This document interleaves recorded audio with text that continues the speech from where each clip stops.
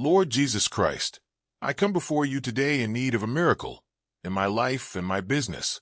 With your healing hand, for I believe that your will is for me to be well in mind, body, soul, and in spirit.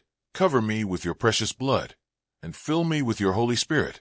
I ask this in the mighty name of Jesus Christ, I pray, amen. Any evil plan against me or my loved ones most return back to sender in Jesus' mighty name, I pray, amen. Isaiah 53 verse 5, by his wounds we are healed. Luke 1 verse 37, for nothing will be impossible with God. Jeremiah 32 verse 27, nothing is too hard for God. Mark 11 verse 24, therefore I tell you, whatever you ask in prayer, believe that you have received it, and it will be yours.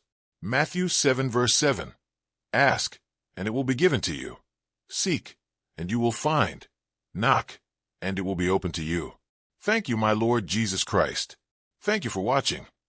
Please kindly put a big amen in the comment section, and like and share.